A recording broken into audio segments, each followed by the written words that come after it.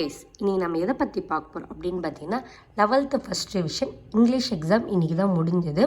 அதோட grammar answers தான் பார்க்க போகிறோம். ஆல்ரெடி நான் 1 மார்க் ஆன்சர்ஸ் அப்லோட் பண்ணிட்டேன். பார்க்காதவங்க லிங்க்கு கீழே தரேன், அதில் போய் பார்த்துக்கோங்க. இப்போ நம்ம என்ன ஆன்சருக்கு பார்க்க போகிறோம் அப்படின்னு பார்த்தீங்கன்னா கிராமர்ஸ் பார்ட் 2ல் இருக்க 27th என்னென்ன கிராமர் இருக்கோ அதெல்லாம் காட்ட போகிறேன். ஃபஸ்ட்டு கொஷின் 27th என்ன இருக்குன்னா சேஞ்ச் இன்டு த காம்பவுண்ட் அப்படின்னு கொடுத்துருக்காங்க. அதுக்குள்ள என்ன மாற்ற சொல்லியிருக்காங்க அப்படின்னா இட்க்கு முன்னாடி என்ன பண்ணணும்னா அண்ட் ஹேட் அப்படின்றத போடணும். ஓகேங்களா, அண்ட் ஹெட் அப்படின்றத போட்டுட்டு அப்படியே இட் வாஸ் வெரி டேஸ்டி அப்படின்றது எழுத போகிறீங்க. அடுத்தது 28th என்ன சேஞ்ச் பண்ண சொல்லியிருக்காங்கன்னா இன்டைரக்ட் ஸ்பீச்சை சேஞ்ச் பண்ண சொல்லியிருக்காங்க. இதை நீங்கள் என்ன பண்ணால் இன்டைரக்டாக எழுதணும்.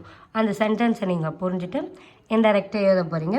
அதனால் அவனுக்கு அப்புறம் ரிக்வஸ்ட் தரணும், மீயை ஹர்ரு அப்படின்னும் மாற்ற போகிறீங்க. அதுக்கப்புறமேட்டு 29ல் என்ன கொடுத்துருக்காங்கன்னா சேஞ்ச் த வாய்ஸ் கொடுத்துருக்காங்க. சேஞ்ச் த வாய்ஸ் நம்ம அந்த வாய்ஸ் சேஞ்ச் பண்ணணும். சரிங்களா, இப்போ அவங்க ஒரு வாய்ஸ் கொடுத்துருப்பாங்க, அது நம்ம இன்னொரு வாய்ஸ்க்கு சேஞ்ச் பண்ணணும். அடுத்தது 30ல் என்ன கொடுத்துருக்காங்க அப்படின்னா இஃப் யூஸ் பண்ணி சென்டென்ஸ் எழுத சொல்லியிருக்காங்க. நம்ம என்ன பண்ண போகிறோம், இஃப்பை ஃபஸ்ட்டில் போட்டுட்டு அதுக்கேற்ற மாதிரி சென்டென்ஸ் நம்ம மேக் பண்ணி எழுதிட்டா முடிஞ்சிடும். அடுத்த கிராமர் என்ன அப்படின்னு பார்த்தீங்கன்னா 39th கொஷின் தான் பார்க்க போகிறோம். அதில் ஃபஸ்ட்டு ஒன்னுக்கு செகண்ட் ஆப்ஷன், செகண்ட் ஒனுக்கு ஃபஸ்ட் ஆப்ஷன், தேர்ட் ஒனுக்கு செகண்ட் ஆன்சர். சரிங்களா, அதுக்கப்புறமேட்டு நெக்ஸ்ட் கிராமர் என்ன அப்படின்னு பார்த்தீங்கன்னா fill in the blanks 46th question.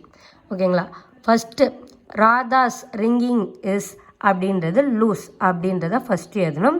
அப்புறம் டூ நாட்க்கு அப்புறம் செகண்ட் லூஸ். அவங்க லைனாகவே கொடுத்துட்டாங்க ஆன்சரை, அப்படியே நம்ம எடுத்து எழுதுனா போதும். அவங்க ஹோமோஃபோன்ஸ் தான் எழுத சொல்லியிருக்காங்க. Second one answer there. ஓகேங்களா, அப்புறம் தேர்ட் ஒன்னுக்கு அவங்க என்ன பண்ண சொல்லியிருக்காங்கன்னா இந்த சென்டென்ஸ் எந்த டென்சஸ் ஃபார்மில் இருக்குது அப்படின்றத அவங்க பார்த்து எழுத சொல்லியிருக்காங்க. விசிட்டுன்ற வேர்ட் கொடுத்துருக்காங்க, இது குட் ஹேவ் விசிட்டட், அதுதான் ஆன்சர். அடுத்தது அவங்க என்ன பண்ண சொல்லியிருக்காங்க கன்ஜெக்ஷன் எழுத சொல்லியிருக்காங்க. அதுக்கு அன்டில் தான் ஆன்சர் ஃபோர்த் ஒனுக்கு. அப்புறமேட்டு spot the error. Spot the எரர்னால் உங்களுக்கு ஆல்ரெடி தெரியும். நம்ம அவங்க ஒரு சென்டென்ஸ் கொடுத்துருப்பாங்க, அதில் என்ன மிஸ்டேக் இருக்கோ அதை சேஞ்ச் பண்ணி எழுதணும். ஃபஸ்ட்டு ஒன்னில் என்ன மிஸ்டேக் இருக்குது அப்படின்றத பார்த்திங்கன்னா பேர் இருக்குல்ல கொஸ்டினில், பேருக்கு பதிலாக நம்ம என்ன போடணும் அப்படின்னா வாஷ் போட போகிறோம். சரிங்களா, அடுத்தது செகண்ட் ஒன்னில் என்ன கொடுத்துருக்காங்க அப்படின்னா கலர் அப்படின்னு கொடுத்துருக்காங்க. நம்ம அதுக்கு பதிலாக கலர்ஸ் யூவை எடுத்துகிட்டு எஸ் லாஸ்ட்டாக போட போகிறோம். அடுத்தது தேர்ட் ஒன்னில் என்ன கொடுத்துருக்காங்கன்னா எஸ் சேர்த்துருக்காங்க லாஸ்ட்டாக ஃபர்னிச்சர்ஸ் அப்படின்னு. அதுக்கு நம்ம என்ன பண்ண போகிறோம்னா எஸ்ஸை எடுத்துட்டு அப்படியே அந்த வேர்டை எழுத போகிறோம்.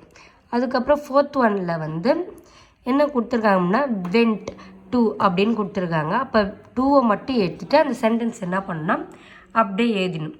இல்லை ஃபிஃப்த் ஒனுக்கு 2 ஃபார்மேட்ஸ் இருக்குது. அதில் ஃபார்மல் ஃபார்மேட்டு அப்புறம் இன்ஃபார்மல் ஃபார்மேட்டு. நம்மளுக்கு ரெண்டுத்துலேயும் எந்த ஃபார்மேட் வேணாலும் எழுதிக்கலாம். ஓகேங்களா, இந்த கொஷின் பேப்பரில் இவ்வளோ தான் கிராமர்ஸ் இருக்குது.